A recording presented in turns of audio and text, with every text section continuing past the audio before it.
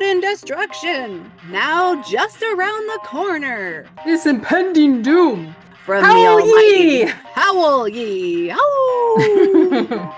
Ow, ow. Only a fool would not believe. Well, first of all, thick darkness. I mean, my mind went other places, let me tell you. He changed the mask that he was putting on, but underneath it, everything was power and tithe money. If you don't understand it, that is a good thing. Because then you just blindly trust him.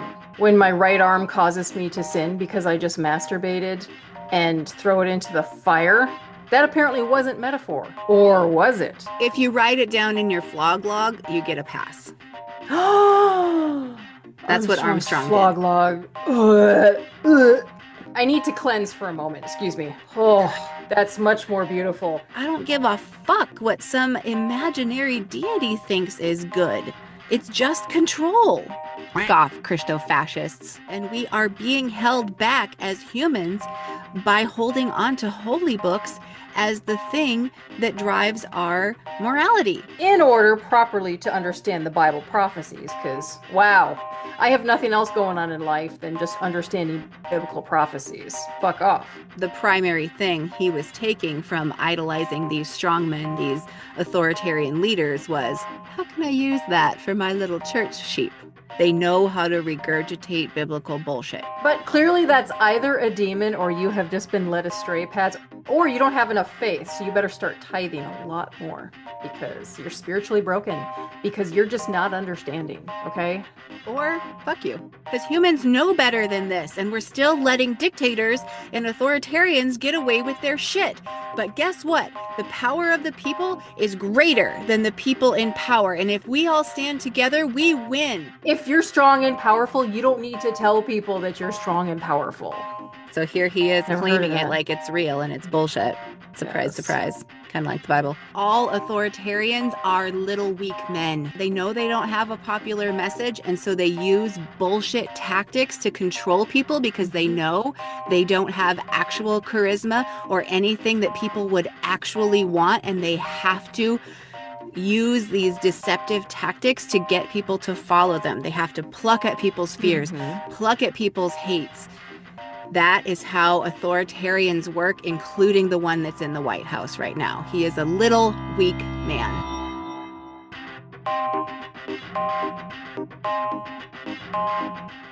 Welcome to another conversation with the Apostate Sisters. I'm Patty, and I make this channel with my sister Nancy. We grew up in a doomsday cult called the Worldwide Church of God. We're also nerdy about history and culture, but we're critical of religion. So get ready to get mad or to nod your head in agreement as we embark on today's topic. Today we're starting a deep dive into our old cult literature, where we start to expose the tactics and sociological influences of Herbert W. Armstrong, the leader of our cult. We're going to start with the very first Plain Truth magazine, put out by Armstrong in February of 1934. We think it exposes some interesting things about what he stood for in those times and what his goals were overall. All right, let's set the stage for this first issue of the Plain Truth magazine. It's 1934. Stalin is in power.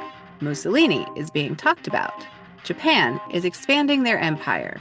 And oddly, the name missing from Armstrong's flyer circulating in Oregon was one Adolf Hitler.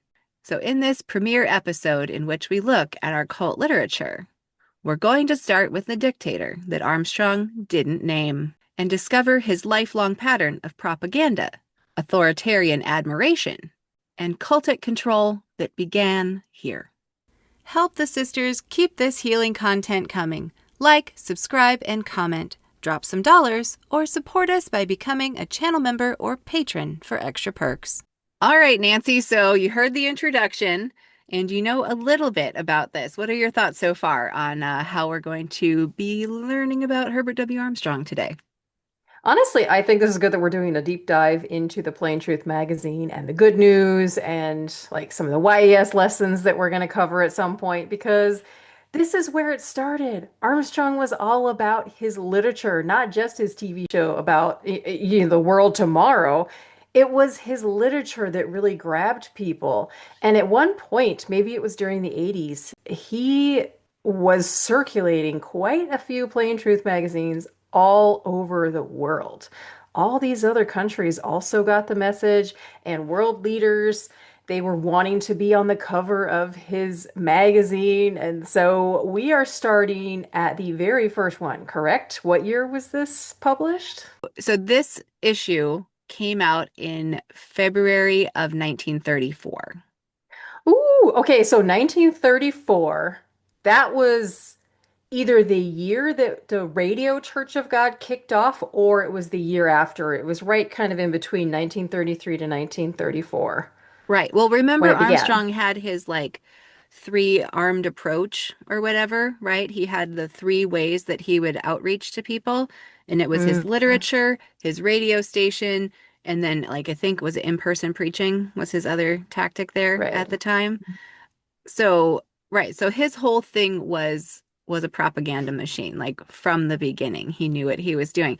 But just to like set the context of the time that we're living in when he's doing all of this, it's 1934. So like Hitler in Germany is already in place. I don't think he's doing all of the things that we're going to know about later out of him, but he's Hmm. already in power and already vilifying Jewish people in Germany. Yep. Right. And he's being widely talked about. Like the world knows that he's there and doing shenanigans. Right. So, like, this is Right. already being talked about. It's also in a time when there's starting to be some anti-Japanese sentiment going on Hmm. in the United States. And I would say, particularly on the West Coast, because that's where a lot of the Hmm. Japanese immigrants were living and working. It wasn't too long after this that the Japanese internment camps started popping up, like 1942. Right. So it's easy to see that we're looking at a time period when there is a lot of fear going on. People are afraid of the other. They're worried that there's going to be Hmm. some kind of, one world power coming into play or something, right? So, I mean, you can tell that that the geopolitical things going on made it ripe for picking what was happening in the Bible and linking the two, which is Absolutely. everything that we saw Armstrong do, right? So I guess, do you want to get into this, the original Plain Truth propaganda flyer? See what it looks like? See what it Mhm. sounds like? I did want to mention too, for anyone who hasn't seen our six-part series on Worldwide Church of God and like the history of the church and Armstrong himself, he was very much an advertising man. I wouldn't necessarily say that he was a successful one, but he learned tactics of marketing, occasionally manipulation. Like he knew how to sell things to people. And so whether or not Armstrong actually believed the things of the Bible or not is kind of irrelevant. He used the Bible as a way to sell essentially just this worldview, which eventually just started steering away from the Bible, and it was more about, world politics. I can't help but notice that looking at the actual image of this first flyer, the plain truth, he knew what he was doing. He wasn't just doing like an emotional plea and he put out his flyer. I mean, it says volume one, number one. Like he understood he was starting something Hmm. for people Yeah. to latch onto, right? Yeah. Well, and I think it wasn't too long before this that he did have, those regular pamphlets that were more local. I think it was called The Good News. It started out as, and it was very much like well, kind of like a summary of sermons that had just taken place, but also like a newsletter. Like, here's where we're having some events, and here's so and so's birthdays. And that's basically how it started out before he, yeah, got into the magazines and then television. Yeah, I will reiterate over and over. Thank goodness that man did not get a hold of the internet. Oh, jeez. Yeah, All yeah. his little wannabes have it, but Okay. So looking at this, like I personally really like the style of this. I find it really fun to see because you Yeah. know that all of this was handwritten with rulers and that kind of thing, right? Like nothing gets done in this way anymore. So I do appreciate seeing the craftsmanship of creating the text and everything. But I guess can't you see Like already he's got that propagandistic thing going about it where it's got the Right. big letters and it's like controversial clickbaity titles, right? Like, is a Hmm. world dictator about to appear? I mean, that sounds like a fucking great YouTube video title, right? So this stuff Absolutely. hasn't really changed. Yeah.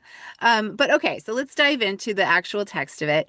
It says the plain truth, that's the title of it. And I notice it says thy word is truth with the little like book there on it. So here he's clearly establishing everything I say is from the Bible, guys. You can believe me, right? Um, and the title is a world dictator about to appear. Then looking down, there's this little inset here. It says, will it be Mussolini, Stalin, or Roosevelt? He throws Roosevelt in here. I know. I was so surprised when I saw that. And that's why I had to look it up. Like, why does he just like not know of Hitler yet? Has Hitler not been a thing yet? But no, people knew about Hitler. Hitler was already around and doing his shit in Germany. So like it strikes me as very odd and telling that he leaves that name out of there because if he was pro what that guy was about, he wouldn't really be worried about him trying to become a world dictator. Right. Right. And that's that projection thing of my guy does want to do this, so I'm going to say that everybody else wants to do that. Yeah. And you're right, throwing Roosevelt in there is just fucking hilarious.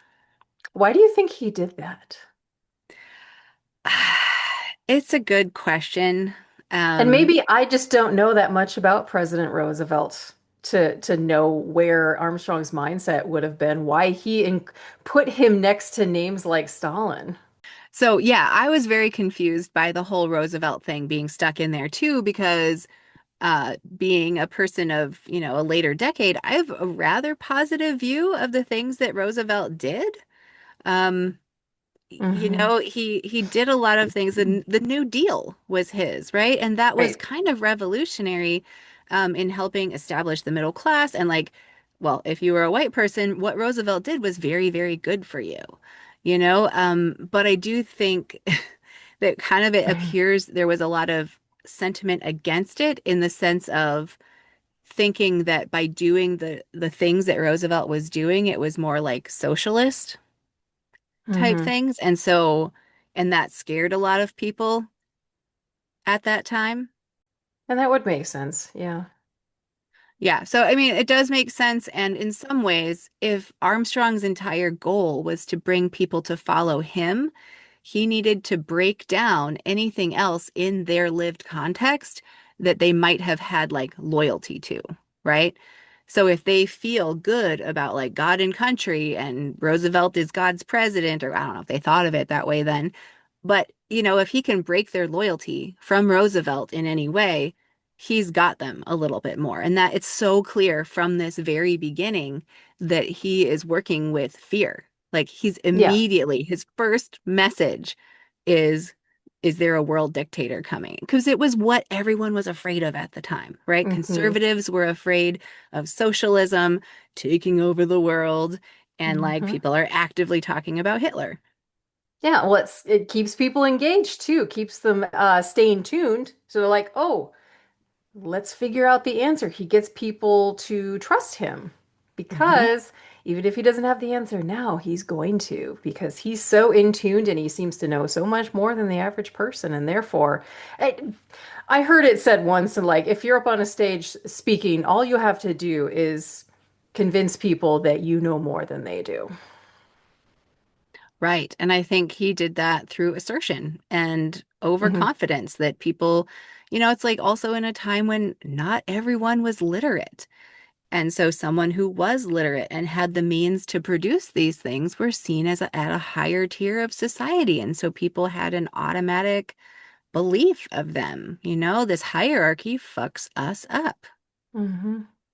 Yeah, So, okay, I'm going to keep 1934. reading. I know, 1934. Okay, so he starts out, will it be Mussolini, Stalin, or Roosevelt?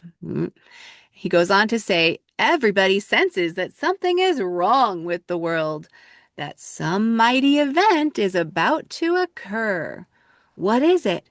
Bible prophecy tells Here's a solemn warning, and it is the plain truth. He connects the plain truth with the Bible. It's okay, so he's basically saying that the plain truth is the answer that to that question in the Bible. Yep. And the part that gets me is everybody senses something's wrong. Like, Hmm. holy shit, you fuck.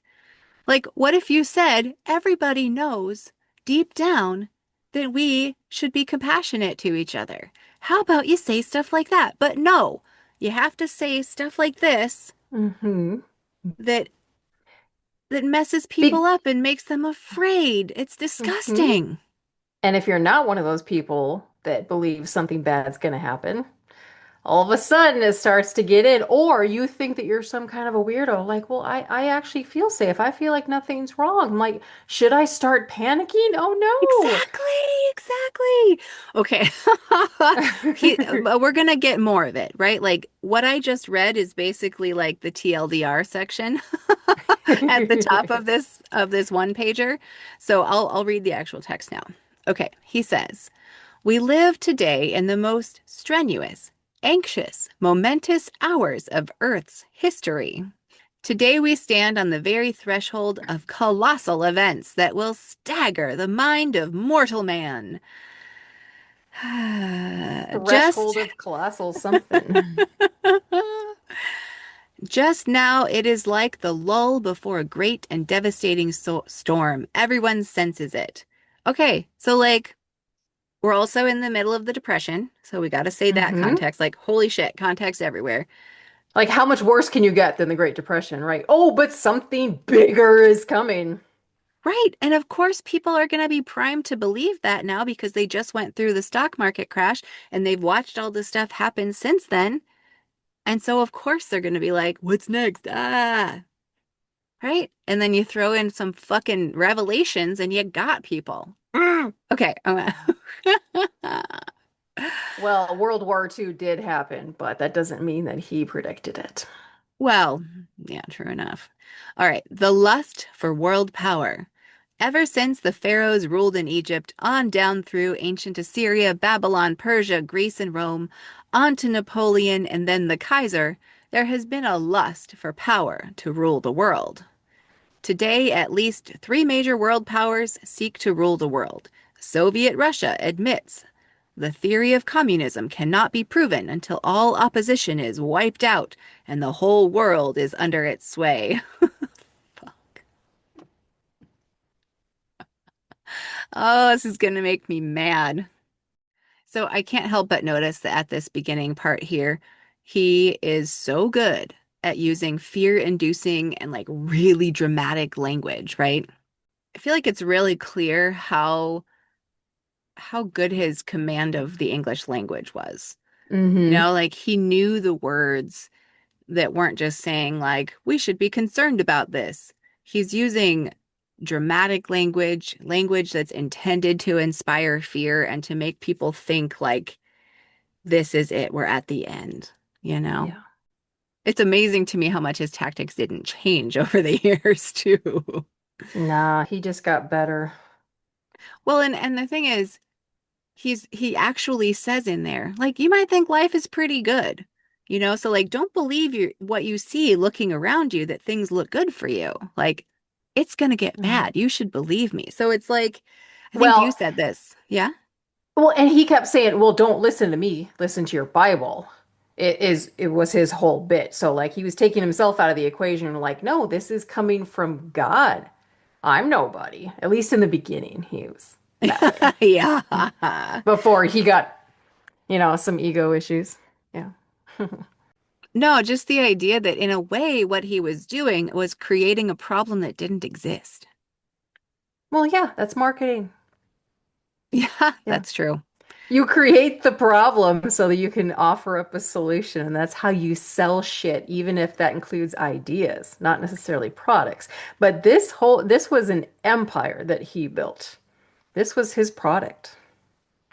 And all he needs is to have one passage or something to resonate within someone to make them start to believe it and follow and during the Great Depression, you got to figure no one gives anything away for free, right? And if Armstrong, I don't know what, at one point, I don't know at what point the plain truth became like in full color, but that was, he kept talking about, oh, it's in full color and we give it away for free. And who gives things away for free during the Great Depression? So, like I said, I don't know if it was in color by that point, but he was giving away free literature and people were just eating it up and people needed hope. And even looking at these terrible things in the world, it was like, well, it's okay because God is doing this. And he's got bigger and better plans. And this Armstrong character must be speaking through him. And he has an answer. We're going to start listening. Where can we go to church? They started saying. And so all of a sudden, all these congregations popped up. And it was Radio Church of God back then. And then it changed to worldwide as it grew. And all the things people started having a community and like-minded friends. Right. And that's what everyone's looking for. And it's honestly what churches exploit. I Absolutely. find that incredibly frustrating. Even Um, fear-based churches like this one. Like he got a very specific type of person. They were the most vulnerable. right. And I think it was a semblance of connection, but it wasn't real human connection that people got. But he was almost teasing them with it and getting them together to like be a community, but really he used them to police each other then. Well, some people they just need other people to tell them what to do because they are that disengaged from society. They don't know how to navigate this world. Maybe they've never been shown love. And then all of a sudden, like they have like a checklist in front of them and say, oh, you follow all these things and you'll be part of this elite club. Like you're one of the true chosen of God, but you have to follow all these rules. But they're perfectly okay with doing that because they've been following the rules their whole life and they're just trying to be good enough. Right. Sickens me. I know. And this is where it all began. So, I mean, of course, we have to recognize that Armstrong wasn't just looking at the political situation on the world stage. Like we mentioned, how he pointed out, or he's going to point out some things here about the Japanese people. And so, like, he just straight up uses xenophobia and racism to do an us versus them thing to other the other people. And he's already kind of doing it like it's some sort of invasion. So here, I'll read the next section here. The amazing Tanaka Memorial of 1927, recently discovered and exposed, outlines a most astounding program of Japanese expansion involving the defeat in war of the United States and Russia and then the whole world. This program raises Japanese imperialism to the height of insane megalomania. Yet Japan's policies and actions during the past 2 years supply irrefutable proof of preparation to carry out the aims of this document. It is commonly known today that Mussolini's, okay, well, I'll stop there because that's focused on Japan there. So he's directly accusing the Japanese of trying to be taking over the world here. I'll say one thing for Armstrong. Without having any internet, he sure as fuck did a lot of research. Like he was at that library in Portland just researching for I think like 3 years straight. He was just going nuts over it, learning about I think ancient religions, about history, politics, all of it. Okay, I'm glad that I found out a little bit more about the Tanaka Memorial. Okay, so here's what I found out. So it was a document allegedly written in 1927 by the Japanese Prime Minister Baron Tanaka Gichi. I don't know if I'm saying that right. And was presented to Emperor Hirohito. The document supposedly outlined a master plan for world domination by Japan, beginning with the conquest of Manchuria and moving outward to include all of Asia, the Pacific, and eventually the United States. However, here Armstrong's referencing it, but it was a forgery. It was a hoax. It was already a piece of propaganda that existed.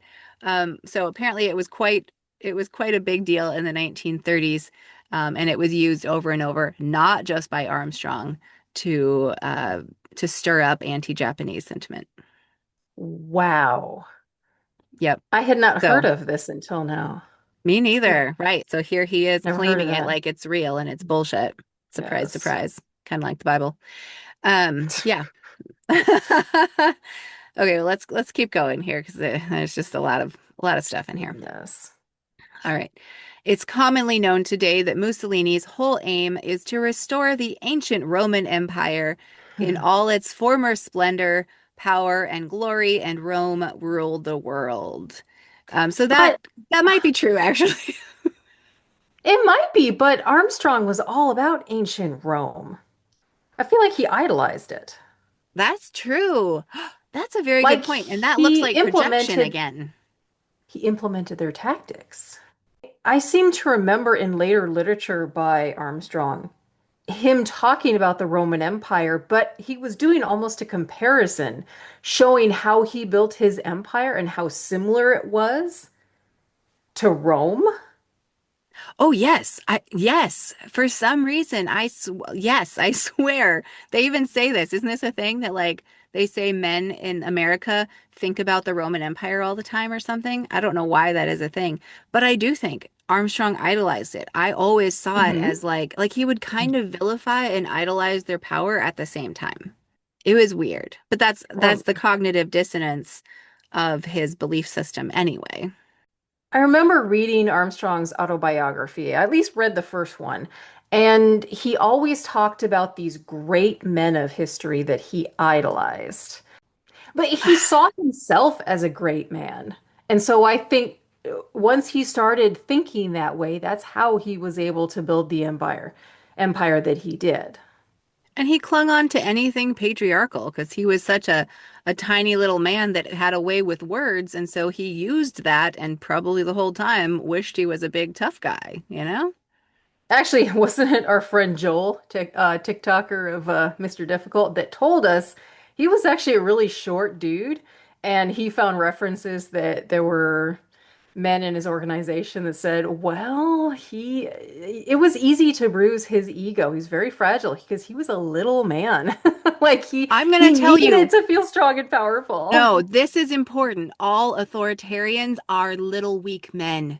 They are weak and they know they don't have a popular message. And so they use bullshit tactics to control people because they Mhm. know they don't have actual charisma or anything that people would actually want. And they have to use these deceptive tactics to get people to follow them. They have to pluck at people's fears, Hmm. pluck at people's hates. That is how authoritarians work, including the one that's in the White House right now. He is a little weak man. They're weak, and that's why they use violence because they don't actually have a good message. I forget where this quote comes from, but it's something along the lines of like, ah, oh, I think it's Game of Thrones actually. He who is a true king does not have to say they are king. I don't know exactly what I'm Exactly. saying. I probably butchered it, but yeah, same sentiment. Yeah. Exactly. Like if you're strong and powerful, you don't need to tell people that you're strong and powerful. And I would say that none of that shit that they're doing or trying to prove is powerful. I think compassion is powerful. I think Oh being a yeah. humanitarian is actual power. Hmm. Mm. So infuriating. Okay, I've got like many more feelings than the words to process it. Okay, Yeah, I'll keep. Pets, and I'm sorry, I'm just gonna throw this out here too. Like, what is one of the most unattractive qualities about men that we find? For me, usually it is like losing your shit, like getting angry. It's the men that are kind to other people and come off as more gentle and patient. That's not a sign of weakness. It is a sign of strength. I agree with you. I'll say on the anger piece though, I feel like I can get behind and feel like it's powerful if I can see that that person has a righteous anger with a desire to make things better. That's different than what I'm That talking about. Yes. yes, I agree. Totally. Yes. Yes. Right. I'm talking about someone whose ego is bruised and they are so fucking fragile that, yeah, And they their behave anger like Trump is does. defensive, right? When their anger is defensive or Defensive anger, yes, exactly. yes, yes, yes. Okay, Which that's is good. what Armstrong was. If he felt even remotely insulted, he would get so angry at people. Thin-skinned little weenie. All right, here we go. Weenie. Weenie, he's a weenie. All right. Should I read some? Sure, if you want to start with the prime minister there. All right, so I'll read the next section here. Okay. Today, Prime Minister MacDonald of Great Britain and President Roosevelt are striving frantically to avert or postpone the impending next world war, while the nations prepare even more feverishly for war. 3 or 4 short years ago, many laughed and scoffed when we said there would be another world war in 5 to 7 years. They do not laugh and scoff today. Everyone knows the next world war is coming, and soon. Every move for peace has failed. Well, yes, Well, of course they okay, predicted war. That wasn't from a fucking prophecy. I know, but it does. I kind of don't like that he was right here, that he's talking about a world war is coming in the next few years. And sure enough, in 6 years after this, there But was he's one. also saying it from the point of like, people don't listen to us, and here we said it. But like, yeah, so you predicted something that was rather predictable back then because That's of a good where point. society was going. So don't take credit for shit like that. You're not a fucking prophet. And maybe it was at this point when World War II kicked off. He's happy about World War II kicking off because that means that he was right in his prediction. And he could say, oh, well, I actually am a prophet then because I knew it was coming. Oh, you're No, right. a He lot of people probably thought war wrote was on coming. that. Oh my God. Yeah, you're right. Yeah, he wasn't like reading tea leaves that nobody else was reading. The next section here, what is going to happen? Will some Superman now emerge? Will the nations get together and appoint a world dictator? Mortal man cannot prophesy the turns, I think he meant to say prophesize, the turns and trends of coming events. Only God knows the end from the beginning. In words written, some 1900, some 2500 years ago, the Bible prophesies every outstanding phase of present world conditions, the depression, the unemployment, its causes, the hoarding of gold, the topsy-turvy political conditions throughout the world, the modern church conditions, and present social conditions. So the fact that he mentions a Superman emerging, I Hmm. had to know. You know when the Superman character was invented? Hmm. 4 years after this. Hmm. I know. I kind of hate that.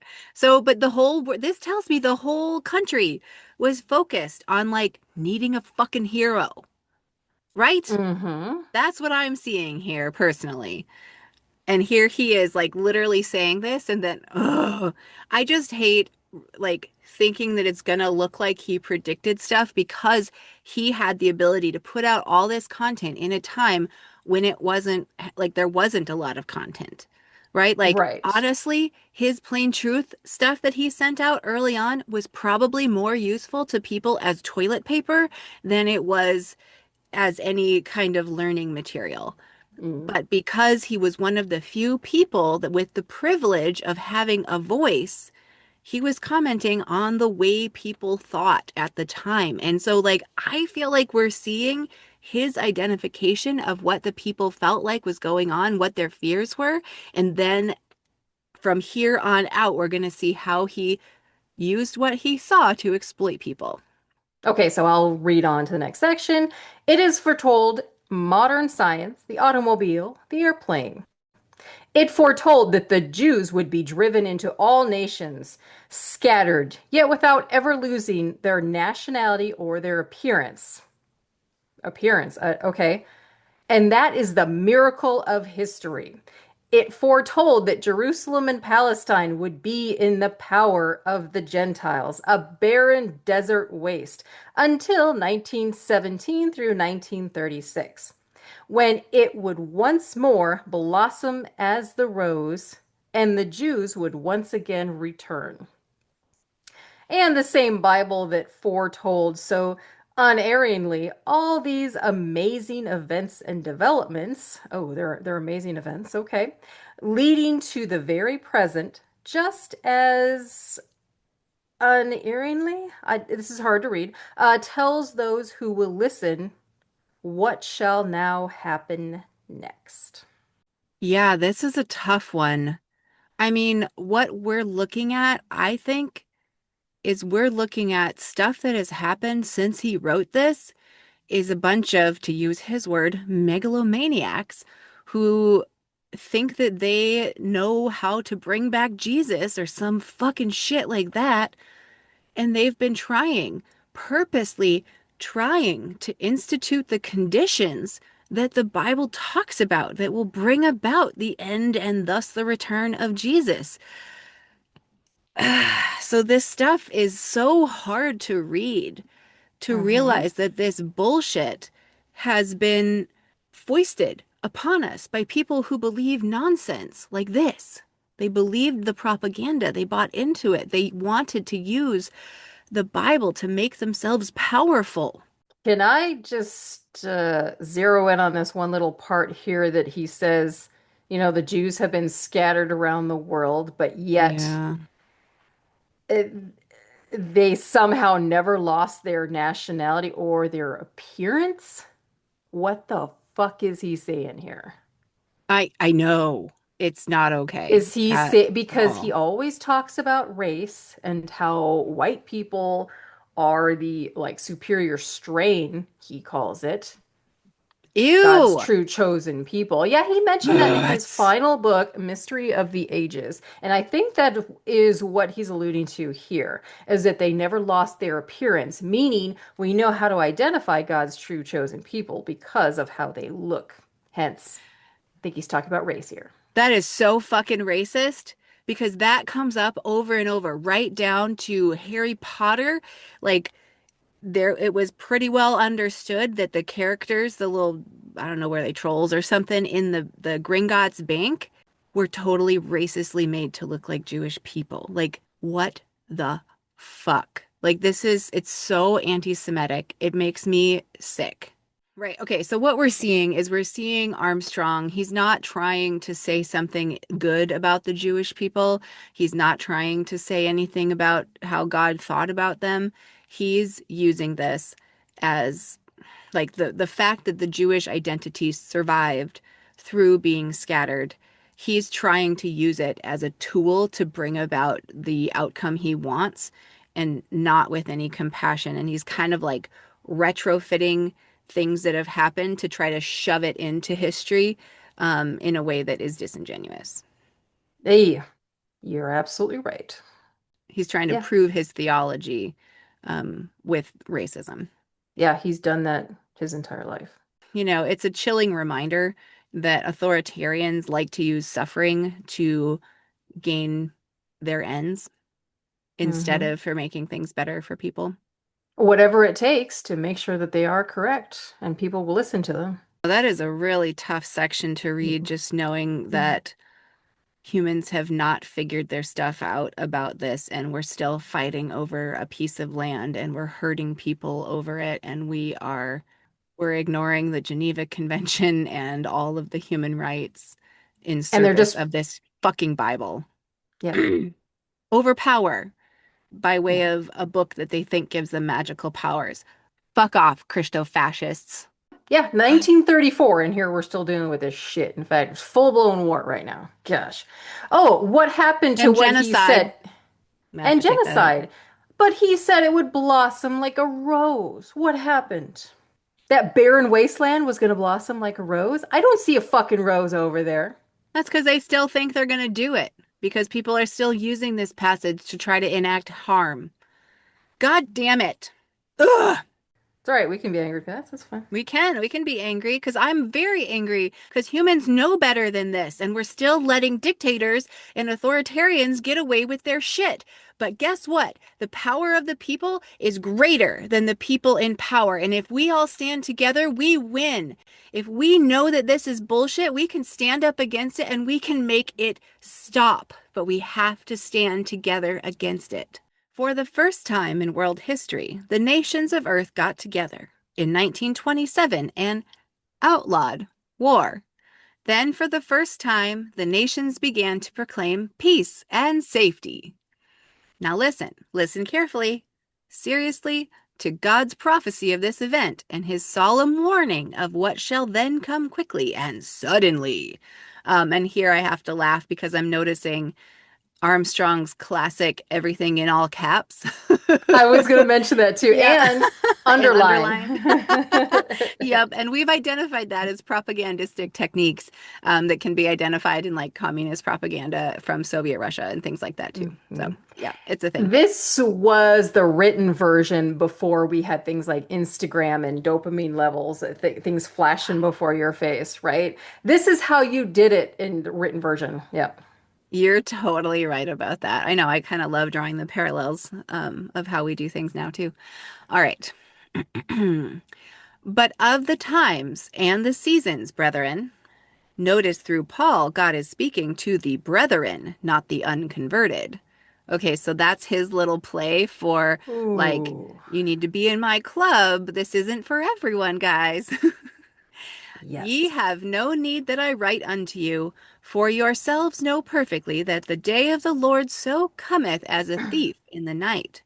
For when they shall say peace and safety, then sudden destruction cometh upon them, as travail upon a woman with child, and they shall not escape. Okay, so there was something that happened in 1927. Okay, right. So what we can see is that here there were humans trying to do something better, trying to get together for this Pact of Paris thing to say, hey guys, remember how bad it was when we did that World War I thing? We should maybe not do that. And like trying to work it out so that we can, be adults and like talk things out and try to make decisions that are good for everyone. And see if we could do away with war. And we thought maybe we were doing it. But then I think people who are indoctrinated into this idea, the fear of the Bible and Armstrong helping that along, like it's no good. It's no good for people who Hmm. want to control other people with fear. They can't have that. They can't let you think that life is actually good and peaceful and safe because then you won't fucking listen to their message. So he's taking a scripture from the Bible that uses the word peace and saying, see, even God says, just when people think they've finally done peace, Yep. then they're waiting for the big one to hit. Like, I mean, if we wonder why we have this problem where like life is going good and yet we're like worried, we're, waiting for the other Hmm. shoe to drop. We think that, well, this can't last long. Something bad's going to happen and break this happiness to the point that we're Hmm. afraid to be happy. This is fucking why. It's right Yep. there. Yep. And he did all this research without Google. Holy fuck, dude. I He know. found all the right passages. Like how he did that, I don't know. But that, he studied for 3 years straight, so I guess that would make sense. Yes. Ugh. Okay, Um, so I'll read the last little section of this Paris Pact bit. hmm. Here he is with his caps and underlined all at once. Sudden destruction! Now just around the corner. Really? And the event that brings it will be the dark and dreadful day of the Lord. Some have thought this a time of peace. The So, dark and dreadful day of the Lord. Oh, right. setting up the Okay. fear. Right. But recognize like a lot of Christians talk about Jesus's return, day of the Lord or Hmm. whatever, as being like when peace comes to the land. Yep. But he's saying, no, we want that to happen because that dirty, terrible, awful, tragic time has to happen before God can establish his rule. So, like, he's not even letting you think about a good, kind Jesus coming and making everything lovely. He's like, no, I want you to know you have to go through terror and tribulation if you want to get to the good stuff. I mean, but I don't know how people Rely got on it me. in their mind that Jesus returning was going to be peaceful to begin with. He specifically said he didn't come to bring peace, he came to bring a sword and pit children against mothers and fathers and vice versa. Except everything in the Old Testament that predicted that, never said anything about him dying, raising, and then coming back and finally doing that the second time. Isn't Ah, that that's funny. crazy? It's Isn't all that bullshit. crazy? It's all bullshit. Yeah, we know. We know. It just makes me feel better to say it I know. because there's not enough Liberating. people that realize that. Holy fuck. But clearly that's either a demon or you have just been led astray, Pats, or you don't have enough faith. So you better start tithing a lot more because you're spiritually broken, because you're just not understanding, okay? Or fuck you. Okay, I'm gonna keep reading. All right, here we Right. go. This heading is titled "The Day of God's Fierce Wrath." Here we go. Here we go. Something we can look forward to. The day of God's fierce wrath. Okay, but notice how the Bible describes the day of the Lord. Woe unto you that desire the day of the Lord. To what end is it for you? The day of the Lord is darkness and not light. Hmm. Except that's from Amos in the Old Testament saying the day of the Lord, and he's saying that means Jesus' second return, apparently, which there is no indication of that. Okay, Oh, it doesn't, he doesn't need anything further than that, Pats. That's just, no, that's him saying it. Oh, yeah. And so people will believe it. right. He tells you what to expect and what it's about, and then he has a little one-liner that he found somewhere in the Bible. Correct. And then he goes on to say, well, it makes perfect sense. Isn't it obvious? Come Yeah, on. If you're not understanding this, you're just not blessed enough. It's exactly. obvious to everyone. Yeah, only a fool would not believe. Oh my gosh, So let's just such insult bullshit. people's intelligence while we're at it and Yes. make sure they don't trust themselves if they do feel it's foolish. And like, well, no, you're a fool And let's for pick not off the believing it. scab. Let's pick off the scab of every time that they felt less than in their life and Hmm. poke it to get Yep. them on board with him. Keep it Oh, festering. gross. All right, I'm going to keep reading. Howl ye, for the day of the Lord is at hand. It shall come as a destruction from the Howl ye! Almighty. And that one's Sorry, I a just. howl ye. Ow! Ow, ow, ow! So I'm Nerds. noticing like the first little Bible thing there he pulled was Amos 5, and then this one I just read was Isaiah 13. So Hmm. this is, and he'll probably talk about not cherry picking, except then he'll be like, oh, in this passage, there's this word in Hebrew that means this. And then you see that word is repeated in English over here. So clearly it means it's so fucked. It's so fucked. Okay, here we go. Alas for the day of the Lord is at hand, and a destruction, repetition, he's using destruction Hmm. again, from the Almighty shall it come, a day of darkness and gloominess, a day of clouds and thick darkness. And that's from Joel. So yet another cherry. And then the great day of the Lord is near. That day is a day of wrath, a day of trouble and distress, a day of wasteness, and desolation, a day of darkness and gloominess, a day of clouds and thick darkness. Wow, repetition. Yeah, can I just zero in on a couple more things here? Do Well, it. first of all, thick darkness. I mean, my mind went other places, let me tell you. All right. And then, okay, so we're going back to just like this passage. Destruction, underlined. Sudden destruction, all caps and underlined. The day of God's fierce wrath, underlined.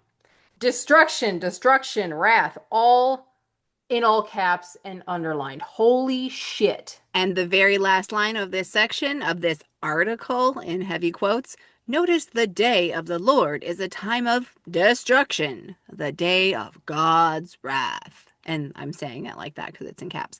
But uh, yeah, yeah. Okay, so I think was it Sesame Street or Blue's Clues? Both of them, I think. Anyway, when you're talking about preschool TV shows, how do they get kids to remember their numbers and letters? Rote memorization, Fucking repetition. repetition. So Armstrong knew that. He was using that, Yep. Yep. except with a side helping of fear in your body. Fucker. Yeah. Okay. Designed to poke, designed to bring out those inner fears, even if those fears weren't even there. He plants them with Exactly. these little Yes. None of this was tactics. real. And Like, yes, there was rumblings around the world that clearly turned into things, but he fostered it. He Hmm. fostered it by doing this. And how many other megalomaniacal men existed around the world that did this same shit to like galvanize people against what would have or could have turned into something more humanist? The next section is the time sequence of impending events. We're still on the fear track here. This impending doom. In order properly to understand the Bible prophecies, because wow, I have nothing else going on in life than just understanding biblical prophecies. Fuck off. So we may know what now lies ahead. It's necessary that we correctly relate the different prophecies as to time sequence. Okay, so we're going to get a bit of a timeline here on either what has happened or what's supposed to happen, and he's going to give us some biblical references, I'm sure. It is in the book of Revelation, okay, so the last book of the Bible, that we find most vividly painted in the details of events to happen from this time forward. But the story flow and the time sequence of the events pictured in this book have not been commonly understood. There's probably a reason for that, Armstrong. Tell us Yeah, what the truth is, Mr. Armstrong. because his interpretation is correct, clearly. All of ours is wrong. He said it's correct, so obviously. And he said it very authoritatively, Nancy, and from his small little face. When my right arm causes me to sin because I just masturbated and throw it into the fire, that apparently wasn't metaphor. Or was it? If you write it down in your flog log, you get a pass.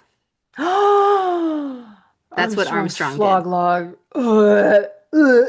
I need to cleanse for a moment. Excuse me. Oh, that's much more beautiful. Oh, yeah, yeah, yeah. Than All the right, flog log. feel the booby. Feel the booby. Much Relax, nicer. relax by squeezing the booby. Get the flog log out of your mind. Okay. But revelation is in symbolic language, and we need a key to open up its true meanings, its story thread, its time sequence. Ooh, maybe we Okay. need The Key of David by Gerald Flurry. Ew. Except Gerald Flurry Ah, thinks that like the Irish people are more important because he's Irish. Okay, I'm sorry, go ahead. what a surprise. Oh, yeah, he's got Irish roots, and therefore the Irish descendants are important. Okay, got it. Ooh, the broken brains that do this kind of propaganda. Just oof. All right, Yeah. keep going. So we ask, did Jesus ever reveal the story of the same general theme in plain language elsewhere? And we know he did in Matthew 24, Mark 13, and Luke 21. The general story, as told in Matthew 24, is the key to the story in its fuller details, as told in Revelation. Okay, so in order to actually understand these passages in the Bible, we have to find the key. And the key is like a puzzle where you only read one particular passage, and that's like the key to understanding these other passages. Yes, This like yes. because humans have that kind of fucking time to realize that this is more of a Like a scavenger hunt. it's more like a yeah, like a Yeah. scavenger hunt or some sort of I don't know. I I, mean, there were people totally. that yeah. But can't you see the genius of Armstrong here?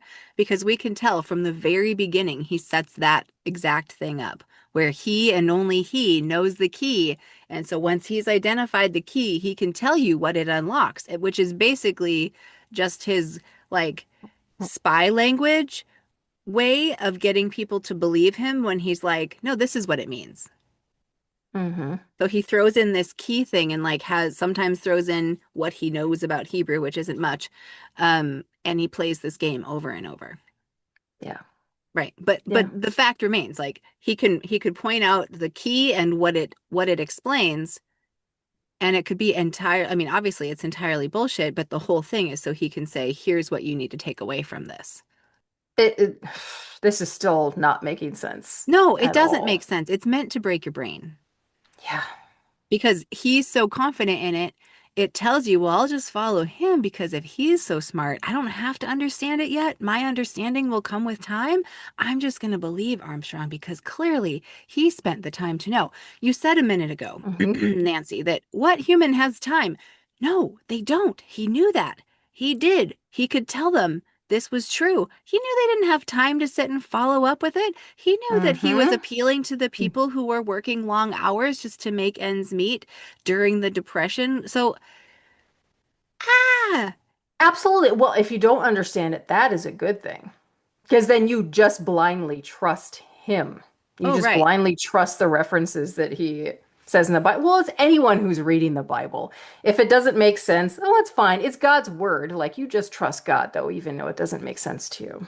right. And believing without understanding was like made to be some higher tier of your Correct. faith. Yes. Exactly. Yes. Blind fucking faith. Okay, we always go back to it. All right, continuing on. So the disciples had asked Jesus, "What shall be the sign of thy coming and of the end of the world?" Jesus told them there would be false Christs and teachers. There have been in ever increasing numbers. Second, there would be wars. Well, shit, of course there's war. There hasn't been a time in our history that there hasn't been wars to my knowledge. Um, but this would not signify the end time, for at the time of the end, nation would rise against nation, and kingdom against kingdom, in real world war. We Wait, have had what? How is wars that on down different through from any time. other war? Like what he Oh, says I there, know. I know. he's just saying the same thing. Like, oh, it would be this kind of war. Like, dude, that's how all war is. What's wrong with you? Correct. Yes. Okay. We have had wars on down through time. No shit. From 500 BC to 1925 AD. There, again, maybe he's talking about specific nations here because, like, I don't think there's ever not been a war going on. There's so many ongoing wars in all different countries, and even if it's not an actual country, like you either have civil war or you have tribalism, tribes duking it out. There's always been war, some form of Yes. it. It's As never not existed, I, and there's I would nothing con different. I would contend when there is scarcity, there is war. Yes. Hmm. Scarcity in Or all things, yeah. whether that scarcity is actual or imposed by the systems in which we live. Hmm. Yeah. Okay, so he said from 500 BC to 1925 AD. I love how he throws 80 in there.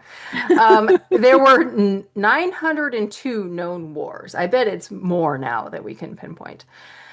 But computed in relation to duration, numbers engaged, casualties, and number of countries involved, the index number of wars has steadily risen. It has become 2.7 in the 12th century, rising to 13,735.98. Point For the 98. first, What the fuck does that mean? I don't know. For the first quarter of the present century, the World War was the first war that fit the description nation against nation and kingdom against kingdom. So the end time is here. What? He thinks the World War I was the first war that fit nation against nation, kingdom against kingdom. That I, makes no damn sense whatsoever. I mean, yes, they called it the Great War at first, and then it got called World War I, when we did it again.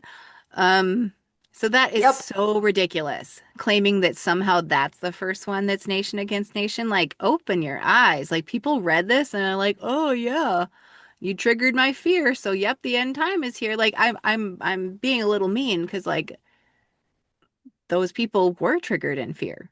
Yeah. They had Well, just and been through World War I, so of course they were scared. Like remember, there's also men reading this who are like in their 30s and 40s who saw some mhm. shit in World Yeah. War One.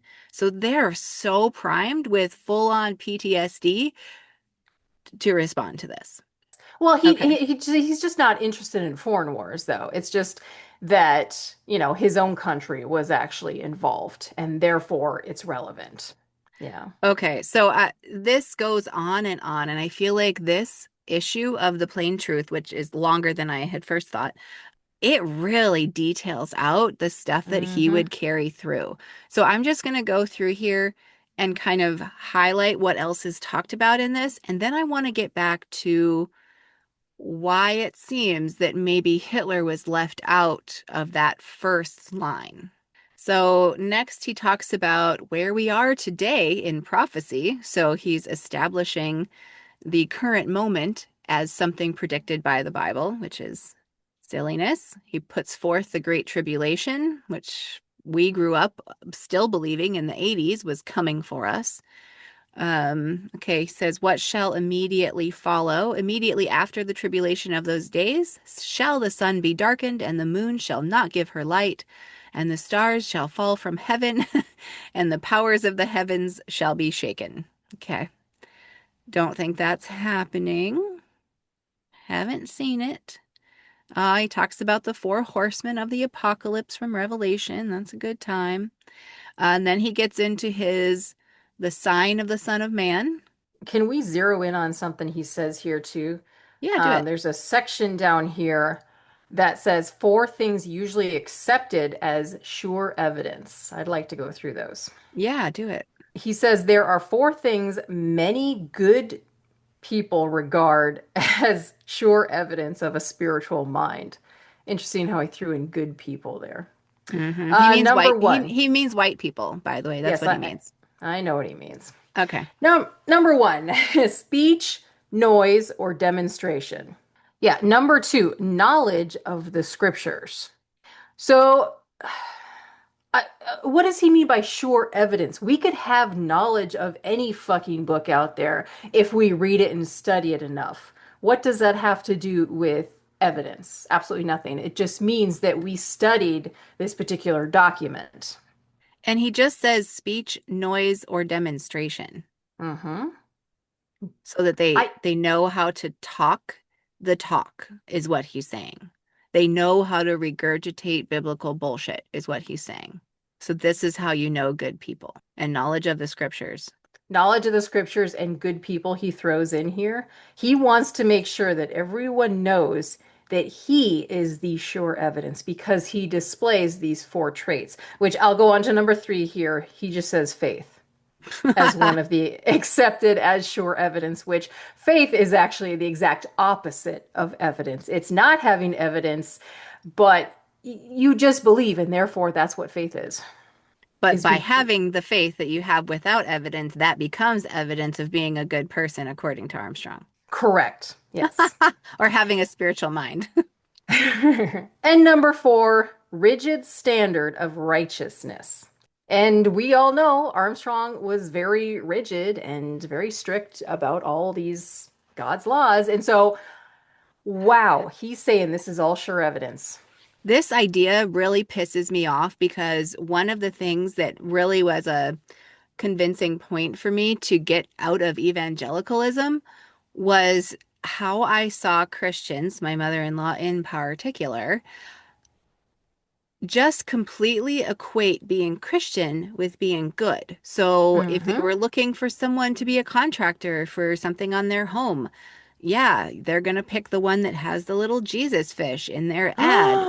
And and they just make assumptions. They just say, "Well, he's a Christian guy." Like they just equate it with good, and that makes me so angry because I had the ability to see that that wasn't true, to see that people could so easily use the fact that they're a Christian and label the stuff they do with Christian symbols to get people to think they're good. And so it became to me more of a sign of exploitation than anything good. And you and I know from being in this community long enough that good people, which that's kind of subjective anyway, that can definitely be interpreted in different ways on what's considered to be good.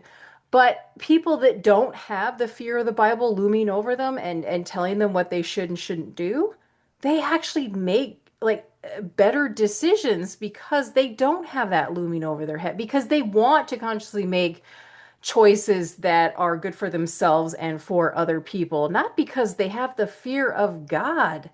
in their face saying, no, you can't do this, and therefore, like, would these people make these good decisions if they didn't have the Bible controlling them? And like, it makes you question, like, how good were you to begin with? If you Right, need something telling you what you can and can't do, right. instead of And you making that decision for yourself. yeah, and I would contend that the precepts of the Bible, when imposed on a person instead of an objective looking around the world and seeing what would make the Mhm. world better, it actually has the opposite effect. And we are being held back as humans by holding on to holy books as the thing that drives our morality. That is not a part of morality. It's an imposed system of a singular idea of morality that is actually power based. And Yes. humans can do so much better. And the precepts of humanism, of making decisions that have the effect of less suffering for as many people as possible and more well being for as many people as possible, to me, that is the good. And if that's my personal morality, well, fuck, that's fine. I'll stand by it. But like objectively, if that is all of our goal, we're going to do better for people. And how can you define good as anything else? Like, I don't give a fuck what some imaginary deity thinks is good. It's just control. And circling back to power, you were talking about why Armstrong left. Like, he name dropped these others, but then he left out Adolf Hitler. Why do you think that is? Because you think he actually kind of admired Hitler's tactics? Yeah, I mean, in some ways, it struck me as very odd that he left out that name when we know that people were talking about it. So I know I mentioned it a little bit at the beginning, but I do want to circle back to it because I did a little more digging into Armstrong's connection to Hitler Hmm. and Nazism. So I wanted to see, was there some connection? Did Armstrong have was he cued in to what Hitler was about, right? And I remembered something you had said, and it shows up in the book The Tangled Web, Herbert W. Armstrong's Hmm. Tangled Web. It's a little bit controversial, but it's this huge expose on kind of all the shit that Armstrong was up to. If The Tangled Web, that book, is to be believed, Armstrong kept a copy that was very dog-eared of Mein Kampf, just Hitler's Hmm. book about how to control people, and he used it to understand the tactics, which I find so bizarre because the tactics that Hitler used to other the Jews in Nazi Germany, they learned how to do that, how to other people by studying what America did in the Deep South to get people to be okay with slavery. So, like, it's this really weird circle jerk of hurting people going on. And Armstrong Right. was right in the thick of it. He thought those strong men were just the greatest. And I think he idolized what was going on in Germany at the time. If he's actively not calling out Hitler in this time, to me, that shows some alignment with Hitler's ideologies. And we Hmm. do already know that Armstrong had this idea of like white English speakers. And I remember him referencing Germanic heritage quite a lot as well. So there was definitely a connection there. There was also some connection between Armstrong and the Dearborn Papers, which was anti-Semitic stuff put out by Henry Hmm. Ford. So we know the connection exists, right? Well, it was my understanding that Henry Ford, well, a Zionist, obviously, but he was also into this concept of British Israelism, which I know we'll Yeah. talk about more in depth later.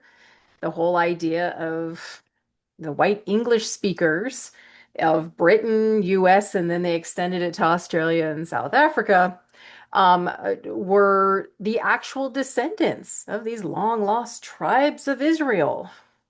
Like, Mm-hmm. what the fuck? I know. Well, okay, it gets more serious though, Armstrong's connection. Like he actually went to Germany at some point and went to the beer hall where Hitler did his first big speech, like kind of where he came out as like, yes, yeah, right? Like a pilgrimage. Like, I'm sorry, this is not casual tourism. Okay, so this, I pulled this from Armstrong's autobiography about this. It says, on Saturday night, we visited the historic beer hall where Hitler's beer hall putsch started. Hundreds of robust Bavarians were drinking their beer, shouting with deafening, throaty voices, holding their giant beer steins aloft. It was quite an experience. So what I would say is that that suggests awe, right? He's like in awe of being in this place where this Mm-hmm. very great man said some words that people are still shouting about. Mm-hmm. Right? Like he's reverent of it. He's not like looking at it like, "Oh no, that's one of the guys that could do the takeover of the world." And yet he's calling out Roosevelt who was doing, socialistic things that were helping more people. Fucked up all the way. Reading actual words by Armstrong is so eye-opening. So there's a few threads like that. There are things that we can see in what Armstrong did, but kind of hid that showed he was paying attention to what the Third Reich was up to and, clearly understood that he could use some of their tactics for his own ends, right? But throughout the course of the Worldwide Church of God, you can see his messaging change. So as soon as things didn't look good and the world understood what Germany had done, right? The world had turned their backs on Germany and all of that, and they became the bad guys. Well, Armstrong changed his tune. And then you start seeing in his propaganda in the 50s and stuff, where he's more getting on board with like McCarthyism and anti-communist sentiment and stuff. What he starts doing is he starts saying that there's an underground cabal, basically, of Nazis that are planning under the surface and they're going to reemerge, which a part of me read that and was like, no, no, no, la, la, la, la, la, la, la, shh, no. But but to me, it's not like he had some prophetic thing or knew about something that was actually happening because, Hmm. hate groups carry on because hate does what it does. But what I realize is he wasn't like, ride or die for these things. Hmm. He had his things he was going to say, but he was very willing to adapt them to the current like socio-political moment and Right. make use of it. And we see that throughout everything that he did.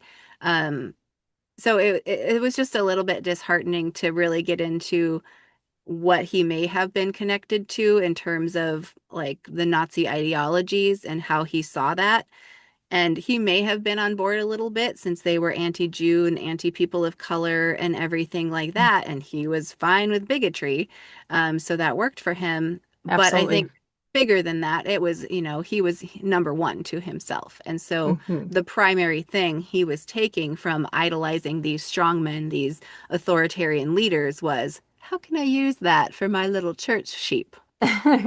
Well, yeah, when you're talking about world issues, it helps to put him on a more global scale, or at least that people would think so, because people really desperately needed those answers. So, yeah, so Armstrong certainly had some influence from dictators.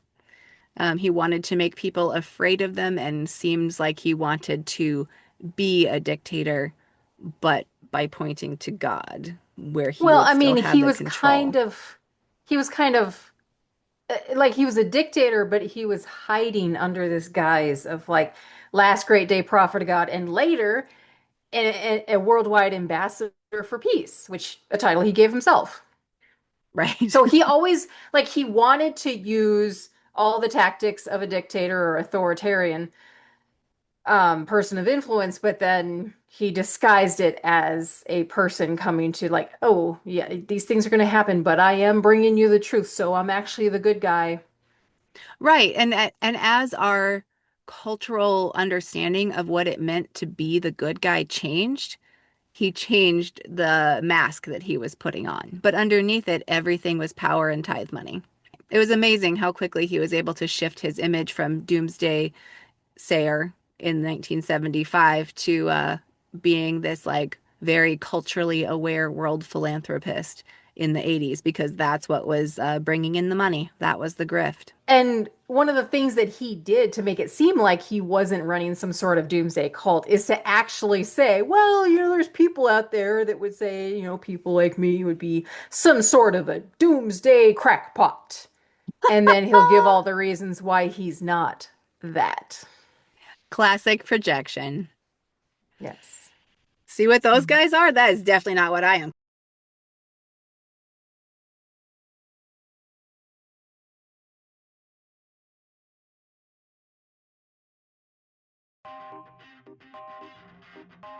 I think it's a little funny. I think it's funny. I think it's hilarious. I'm gonna try to get in my Oh, wait. box. I need to switch these. Okay. Right? Okay. So this over here and the boob. The boobs should be right next to each other, right? Yeah, the boobs don't look next to each other the way I'm seeing it. I literally don't know how this is going to do it. Like, I've got my boob on screen where I'm seeing it. It's toward the center of the screen. Really? Yeah. Is it far on the other side? But let's just do Yeah. it both ways. Okay, let's do it all the way so then we'll for sure have it. So we'll do it this way. Hang on. I just need to make sure this is.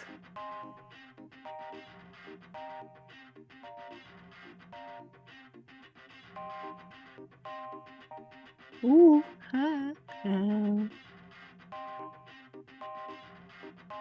Okay, no. Me No, flip? I'll put it back here and you flip. Okay. The things we do for our fans. I know, right?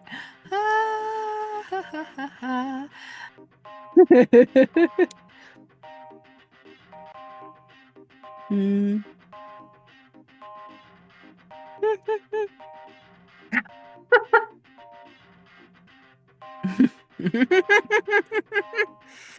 I'm so entertained by this. I kind of think we should do this all the time. This is so funny looking at both of us sitting together.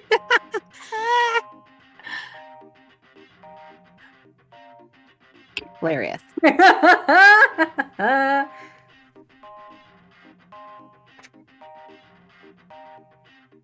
Okay.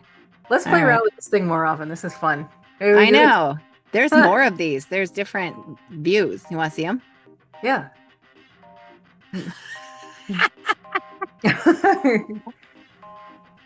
Okay, Pats, I think if we do reaction videos, we have to do it in this mode. Because then we could put it Right there. Oh, I And then you get like a reaction. That would be hilarious if there was 4 of us across the front watching a thing. Yep. Oh my God, so fucking funny. Oh my God. Can do a ton of people on this one. It's like a classroom. Hilarious. Oh, there's some fire. I think we could make our own backdrop too Mm-hmm. and use it just like this. Although I don't know if it would do immersive view. It might. You can do like something of Armstrong's fire and brimstone shit. Is there any others Patty, worth trying? funniest thing you ever did was John and Vice Rhino, the whale penis. That was a Kent Hovind thing too. Ooh, I like it wasn't it? This one's nice. This is like us at home with our coffee maker and our toaster. Yep.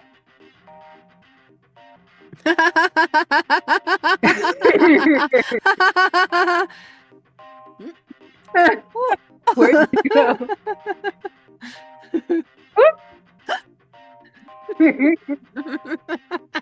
Now maybe it's too funny, but I thought maybe if we're just having like a fun girls chat, it'd be fun to play around with those. It totally is. All right. See you there. Okay, hope that records the way we want. All right. Okay. Cool. Bye. Bye.